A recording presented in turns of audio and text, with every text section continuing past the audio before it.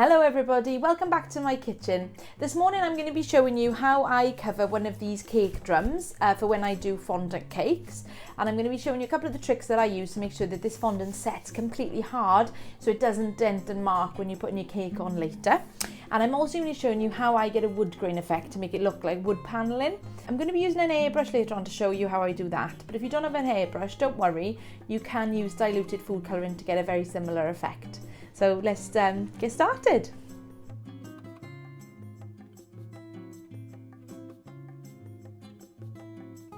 So I've got a kilo of fondant here, which I've coloured like a light brown. You could leave it white because we're going to be colouring it later on, but because of all the grooves in the wood grain, some of that white might be difficult to colour brown, so it's better to have a brown base to start with. To cover the board, we're also going to need a couple of bits of equipment. So I've got my fondant, I've also got my wood grain tool. If you don't have one of these wood grain tools, then don't worry, you can use this piece of equipment here. I don't know what the name is, and you can score the same sort of lines. It takes a little bit longer, but it's just as simple really to get your wood grain effect. You need one of those.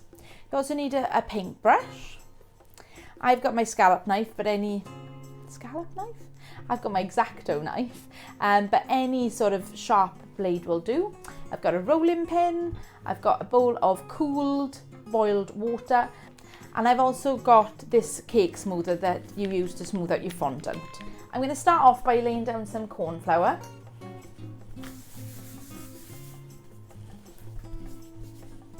And then we're going to roll out our fondant. So we're going to roll out this fondant to the rough shape and size of our board, which I'm using a 16 by 12 inch today, but you can do whatever sort of size you need for your project.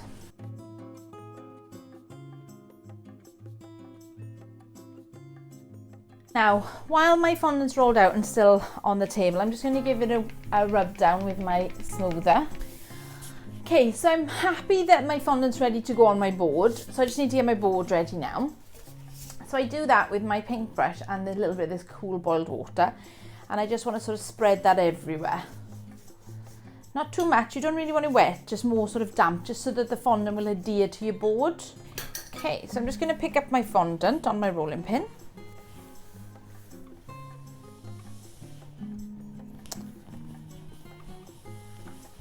We're going to use our smoother now to take it to the edge of the board.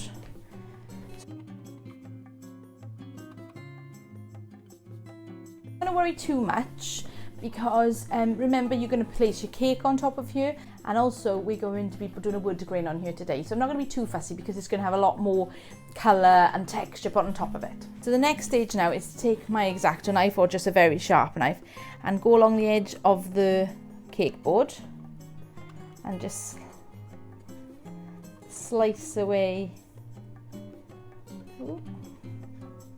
any excess.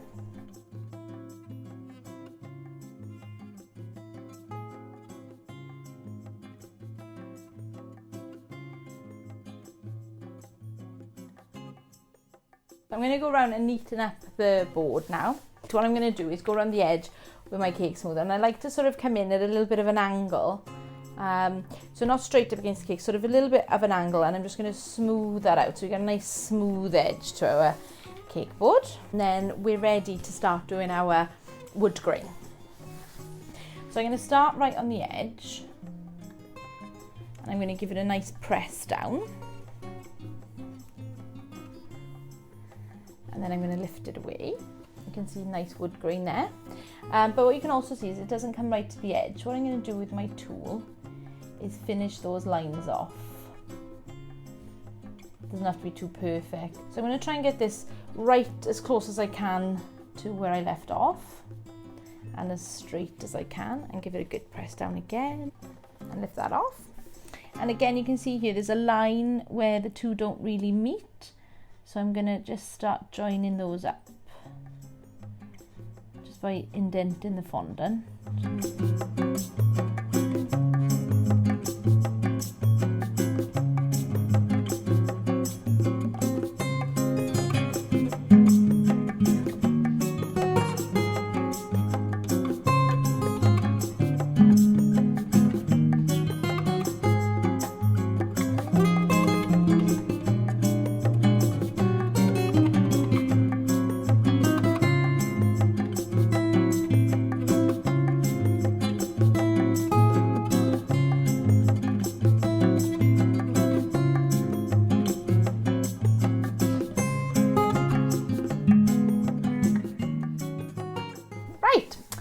about 10 minutes now getting it to where I want it to be. Like I said, don't worry too much about it. You want it to look nice, but it's going to have lots more colour on it. We're going to be putting, I don't know what the word is. But when you add loads of colour and then it looks all like textured and stuff. So it's going to look better. I'm just going to trim it one more time because some of my score marks have taken it over the edge. And then what we're going to do is pop it in my oven. It sounds a bit mad, but that's actually how I get my cake boards to go completely hard. So what I do is I set my oven to its absolute lowest temperature and I leave it in there for about 10 to 12 minutes. It'll come out and it'll be so very soft. At that stage, do not touch the fondant. It'll be hot, and also any touching at that stage is going to leave a mark and it'll probably crinkle up and it might ruin the cake board. So just be really careful at that stage. Leave it cool completely, and once it's completely cold, it'll be hard to the touch and you won't be having any dents or finger marks or anything when you put your cake on later. So I'm going to go do that now and then we'll come back and we'll do the airbrush. The cake board's out of the oven, it's completely cold, I can touch it now. And what I can also do is tap it, touch it, put my hand over it and it will not move. That is now set. What I'm going to do is airbrush it now, and I've just got a piece of paper which I use just to test my colour. I'm just using brown today, nothing else. And we're going to be going in light and dark spaces to try and give it a bit of sort of texture and highlight. I'm just going to go all over making it a little bit browner. And I'm using a Watson and Webb airbrush that I bought on eBay for about £100. I had it for Christmas actually. I bought it myself. Very British to me. And it's brilliant. It came in a kit with all the colours, it came with some stencils, it came with some cleaner, it came with everything I needed really, and I've been having quite a lot of experimenting with it and I absolutely love it. But obviously if you don't have an airbrush, what you could do is use your food colouring as normal and just slacken those off with some food grade alcohol, or I tend to use just vodka, and paint it on. And I would go very lightly in layers, letting it dry in between. So I'm holding it quite far away from the board and I'm keeping it moving, so I don't want too much colour in one area. And I want it nice and even. Make sure you catch the edges as well. And we get a nice even coat, and what I'm going to do is I'm probably going to try and highlight the knots in the wood a little bit more. So what I'm going to do is probably go in just a little bit closer on those. Not too much, just sort of concentrate it, just so we got a little bit of a difference in colour.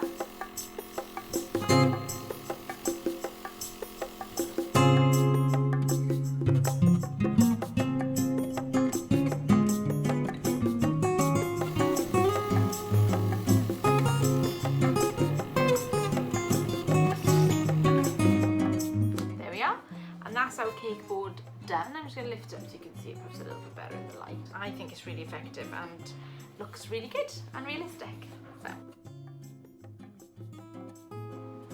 I've also done a fish cake tutorial which is available up there if you want to press it, or in the description down below, and that's what I've made this cake board for today. But with regards to cooking it in the oven for about 10 minutes, that works on any type of fondant on a cake board, and I think it saves so much misery if you catch it with your finger like I always used to do. And it means you can make your cake boards ahead of time as well. If you could also remember to subscribe, because that does help the channel to grow. And if there's any other tutorials you'd like to see me make, please leave me a comment down below, or catch me on any of my other social media channels. Thanks very much for watching, and I'll see you very soon. Bye!